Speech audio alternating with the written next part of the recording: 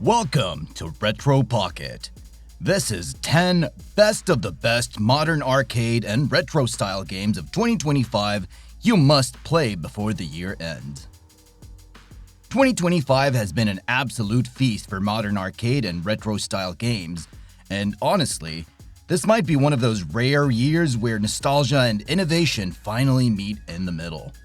From pixel-perfect beat-em-ups to stylish shooters and precision platformers, I think our list today doesn't just reference the past, they actively improve on it. I've spent way too much time with these, and before the year wraps up, there are a few titles you genuinely shouldn't miss. Let's get into the absolute best of the best.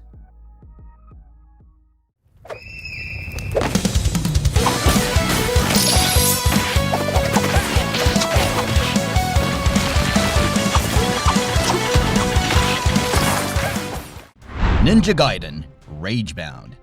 We're kicking things off with a return that honestly made me sit up the moment it was revealed, because this is not nostalgia for the sake of it. Set during Ryu Hayabusa's absence, the story shifts focus to Kenji Mozu, a young ninja forced to defend Hayabusa village after the barrier between the human and demon world collapses. What makes the narrative hit harder is the uneasy alliance with the Black Spider clan, specifically Kumori, turning centuries of hatred into a desperate survival pact.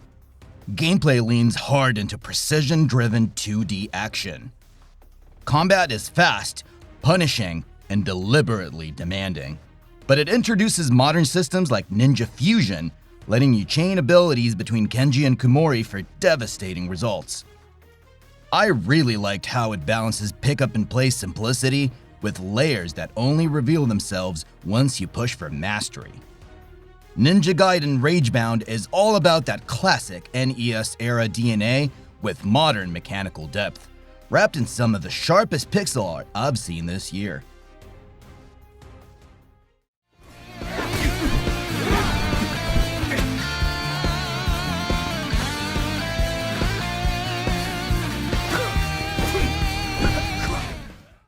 Double Dragon Revive. Keeping that classic arcade energy alive, this next one feels like a deliberate attempt to drag a legendary brawler into the modern era without sanding off its rough edges. The story sticks close to what fans expect. Billy and Jimmy Lee are back in a city that never really healed, facing familiar gangs and resurrected enemies that feel ripped straight from arcade memory. What's changed is how the action unfolds. Combat is no longer mindless crowd control. Enemy behavior demands spacing, timing, and smart use of environmental gimmicks. Weapons scattered across stages are not just damage boosts. They alter crowd flow and force repositioning.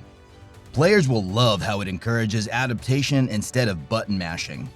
Visually, the shift to full 3D gives the characters a heavier, more physical presence while preserving belt scroll readability.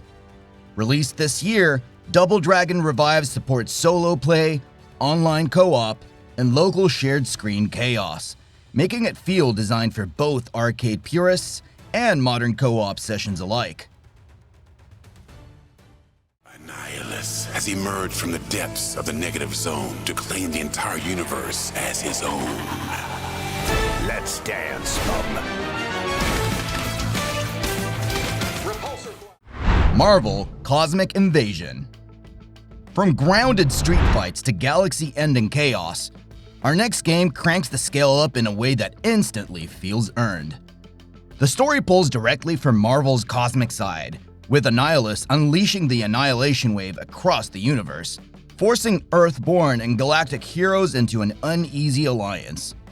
I should tell you, the plot keeps absolute momentum. You're bouncing from New York City to the negative zone without long pauses, letting the locations sell the stakes instead of heavy exposition. Gameplay sticks to classic belt scroll fundamentals, but layers in the cosmic swap system, allowing you to tag between two heroes mid-combo. That single mechanic completely changes how fights flow.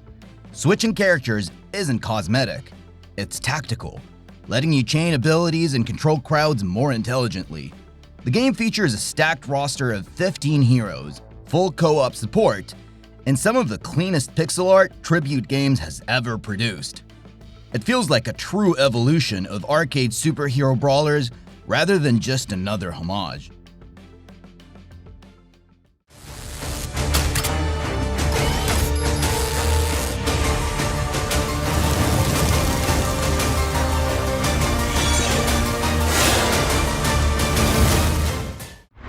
Terminator 2D, No Fate. If there was ever a movie begging to be turned back into a proper arcade experience, this is it. And I honestly didn't expect it to land this cleanly.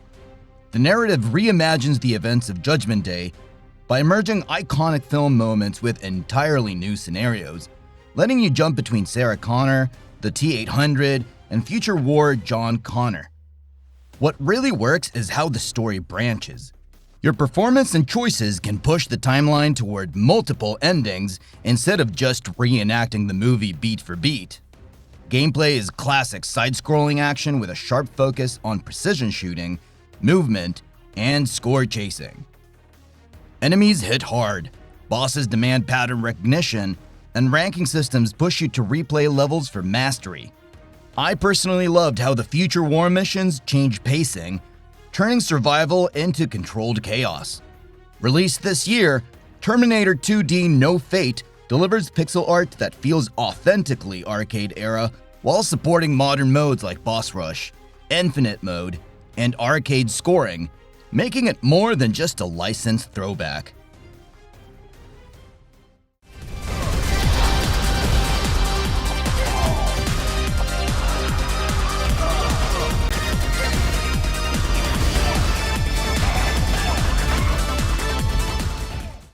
Neon Inferno.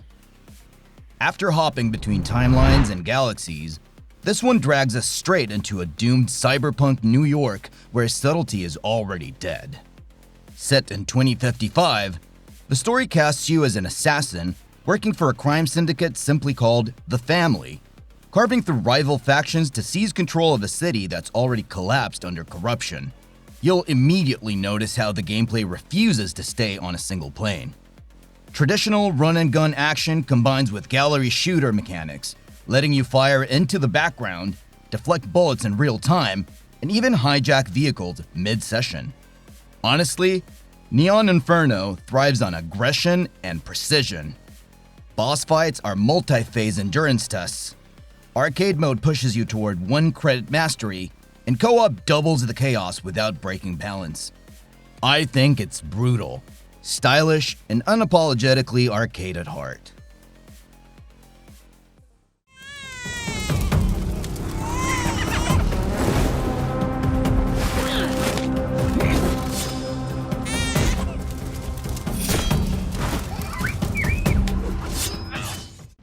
Absolum. Coming off the neon chaos and sci-fi carnage, this next game shifts into dark fantasy without losing that arcade punch. The story unfolds in the shattered land of Talam, where magic has become a tool of oppression under the rule of Sun King Azra. Instead of legendary heroes, you play as outcasts, rebels wielding forbidden power to take magic back from a regime that enslaved it. What really hooked me is how the story feeds directly into the structure. Every run feels like another push against Azra's expanding control rather than a disconnected reset. The characters radically change how fights play out, forcing you to adapt your approach every run. Released this October, Absolum shines in replayability, branching paths, and co-op synergy. The hand-drawn animation and powerful soundtrack elevate every encounter, making it feel like an arcade epic rebuilt for modern players rather than a simple throwback. Long defended the world from evil, until that fateful day. The first strike fell without warning, flames devouring his village. Shinobi, Art of Vengeance. Sliding straight out of radioactive chaos and into something far more deliberate, this one slows the pace just enough to let precision do the talking. The story follows Joe Musashi after returning to a village reduced to ashes, his clan petrified and his purpose painfully clear. Revenge isn't just motivation here. I feel it's the spine of the entire experience. You're juggling katana strikes, kunai throws, ninjutsu, and ninpo while chaining movement into offense, and I really liked how it pushes mastery without overwhelming you early. Exploration leans into Metroidvania sensibilities, with amulets and tools opening new paths rather than padding progression. Released this August, Art of Vengeance stands out visually thanks to its hand-drawn animation from the Streets of Rage 4 team. Every frame feels intentional, every encounter demands focus, and it proves that classic ninja action still hits hard when rebuilt with modern confidence.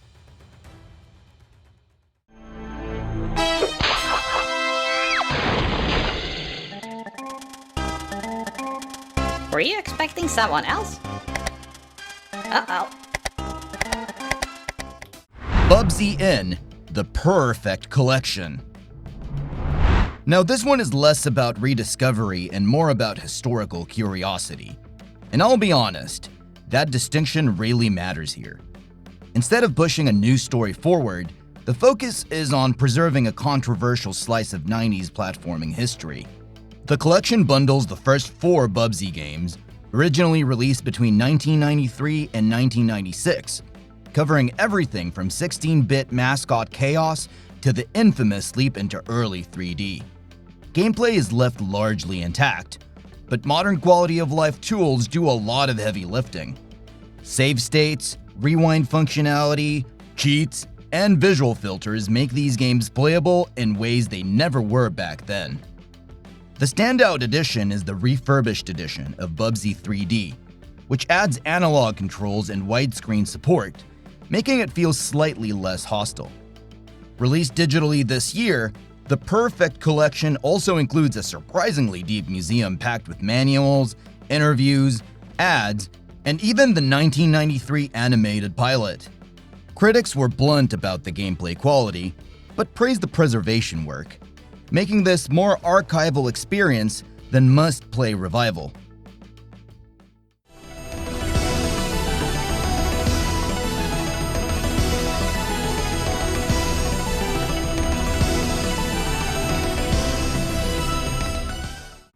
GRADIUS Origins. Closing things out with pure arcade lineage, this one isn't really reinventing the wheel, but it's about preserving one of the most influential shooter bloodlines exactly as it deserves to be remembered.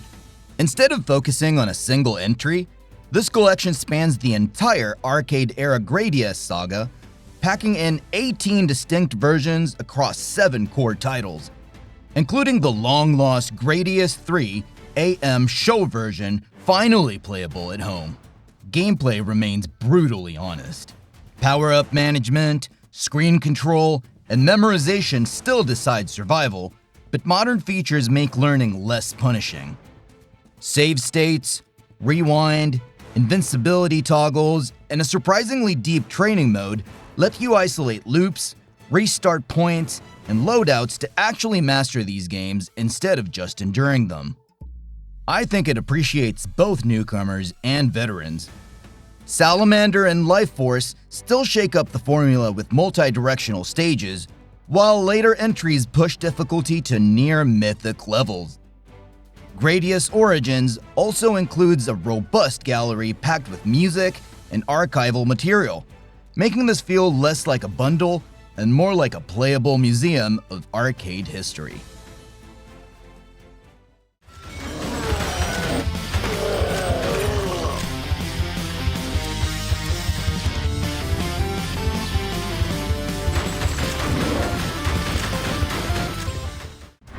House of the Dead 2 Remake.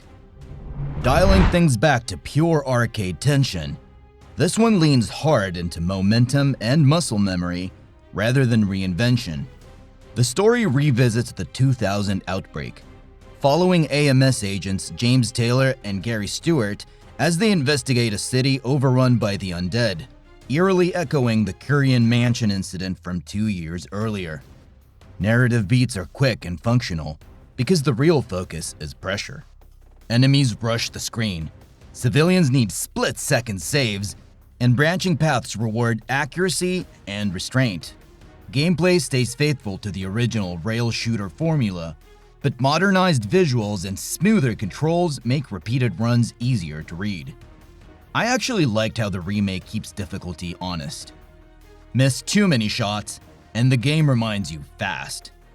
The remake sure adds quality modes like boss rush and training to sharpen skills, plus co-op for shared chaos. Mixed reception mostly targets presentation choices, but mechanically, it still delivers that unmistakable arcade rush where reflexes decide everything. So yeah, if you love games that respect arcade roots while still feeling modern, 2025 absolutely delivered. Talk about tight combat loops, replay-focused design, or sheer visual style, these titles sure earned their place through craftsmanship rather than gimmicks. I genuinely think some of these will age far better than most big-budget releases this year. And if you haven't tried a few yet, now's the time. Before the year ends, these are the games that deserve your attention, and honestly, your time.